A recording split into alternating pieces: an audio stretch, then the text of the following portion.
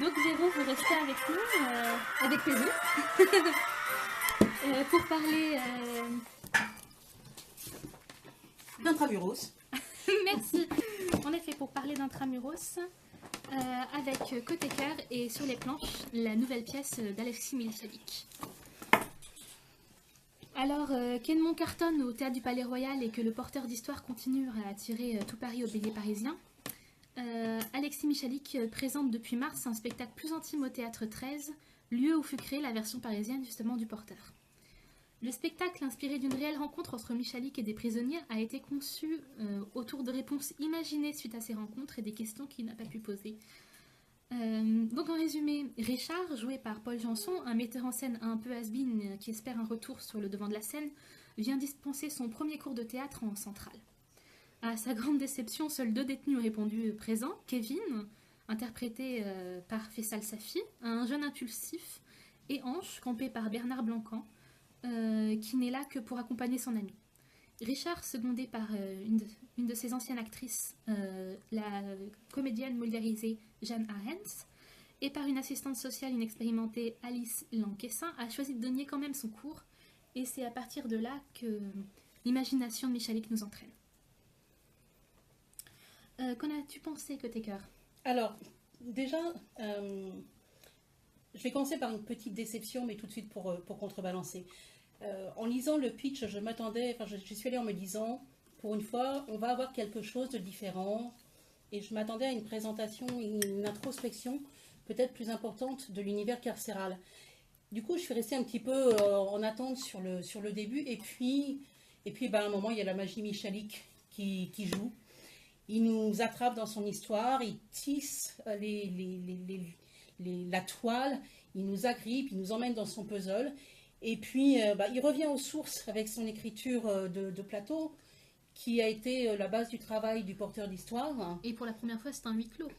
C'est un huis clos, et c'est un double huis clos, puisqu'on est sur le huis clos de la prison, et on est aussi sur le huis clos de la scène de théâtre. Et il fait ce parallèle entre ces 2 enfermements. Une mise en abîme du théâtre. Complètement.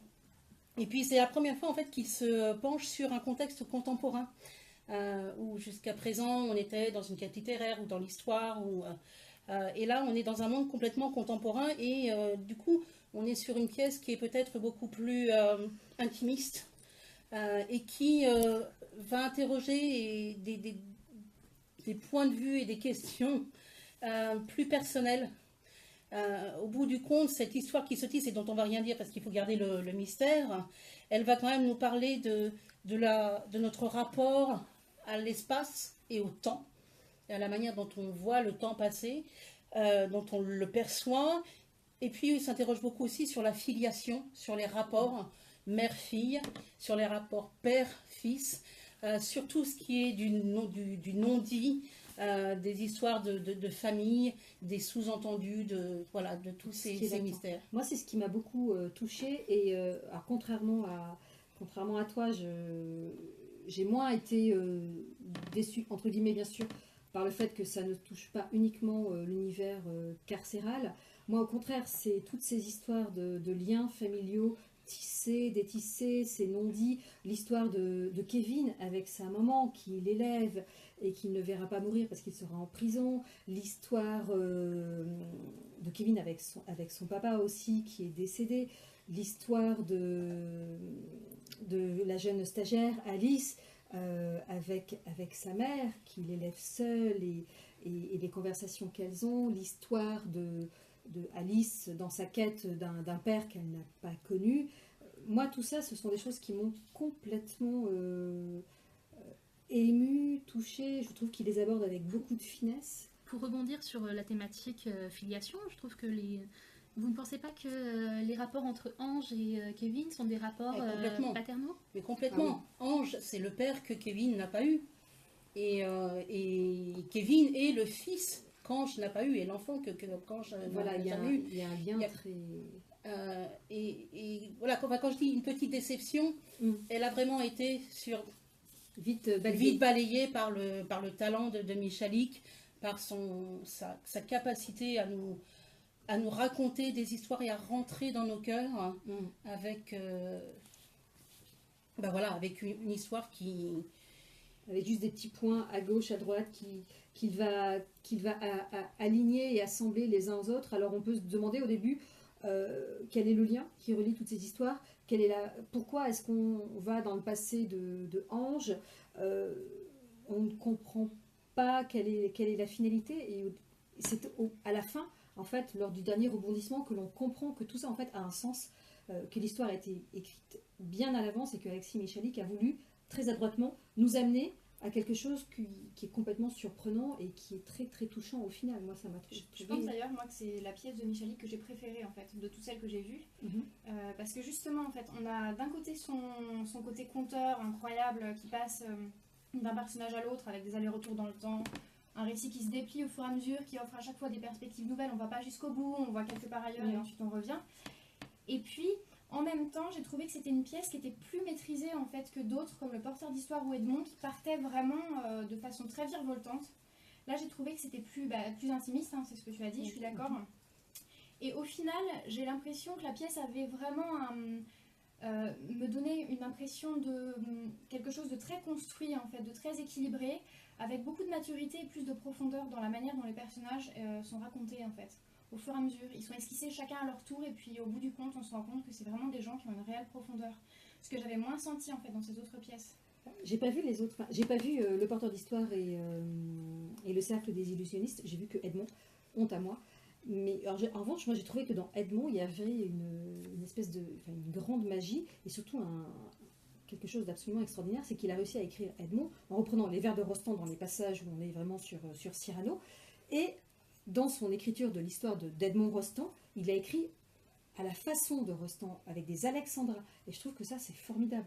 Même s'il y a moins aussi beaucoup aimé, c'est vrai, mais c'est pas le même genre de pièce. Ah non, pas du tout. Mais c'est pour ça que celle-ci m'a plus touchée, en fait, dans la manière dont les personnages sont racontés. Il y a des personnages qui sont malheureux, qui sont en colère, et je trouve que dès le début, en fait, on sent leur colère, on sent qu'ils ont... C'est Kevin qui est très en colère.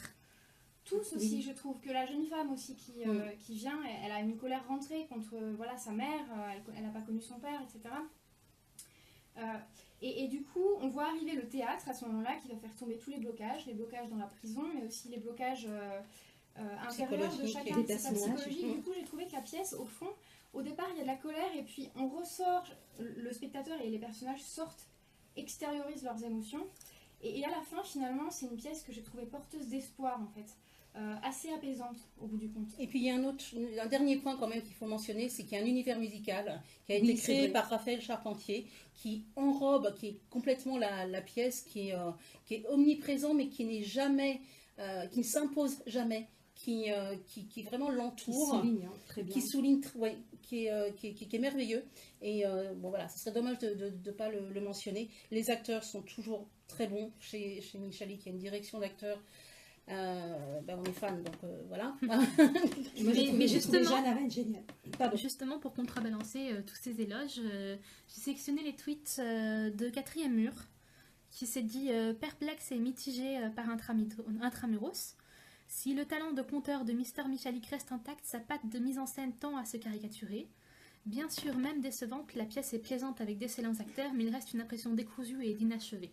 Alors, moi, il y a une chose que je voudrais dire quand même, c'est que je trouve qu'il y a un côté sage en fait dans ses récits, dans sa mise en scène.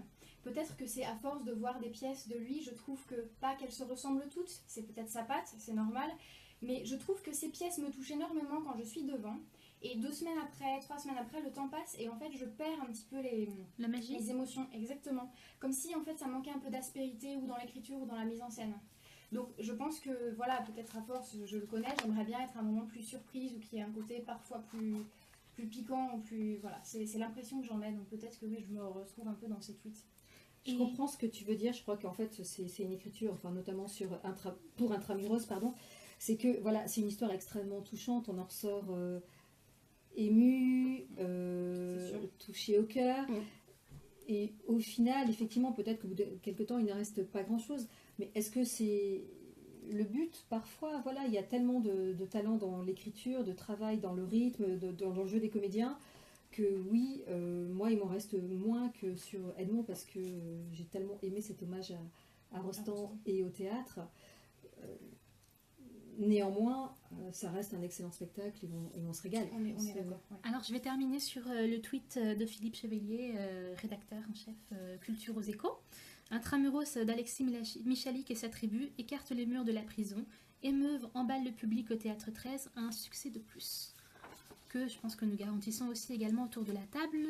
Complètement. Monsieur Proust me Absolument. passe des réactions directes.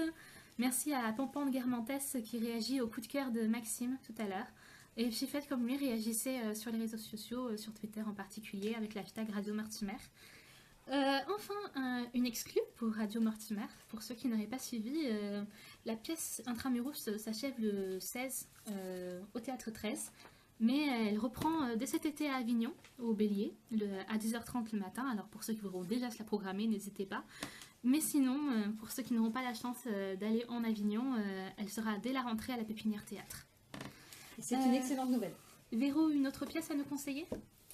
Alors j'ai vu dernièrement Le jeu de l'amour et du hasard au Théâtre Michel, qui est une reprise, je crois que ça avait joué au Lucernaire l'année dernière, et je me suis régalée. C'est du Marivaux revisité, ravigoré, c'est plein de pêche, c'est péchu, c'est flashy, c'est coloré, on s'amuse beaucoup et je trouve que voilà, c'est une façon de revisiter un classique, de lui donner beaucoup de modernité parce que ce sont des costumes et une tenue un peu entre années 50 et années 70 et voilà, ça fait énormément de plaisir, c'est un vrai bonheur et voilà et je suis extrêmement enthousiaste et j'encourage tout le monde à aller voir Le jeu de l'amour et du hasard. C'est au Théâtre Michel et ça vient de commencer, donc ça va durer encore J'ai un petit j'ai peu de bien temps. vu le tweet de Coralie Koskas qui valide aussi Le jeu de l'amour et du hasard et à laquelle on a donné envie d'aller voir Intramuros. Donc n'hésitez pas. Cool. On va dire au revoir à Véro. À plus tard. Merci à tous trois pour ce partage et puis côté cœur et sur les planches, reste avec nous.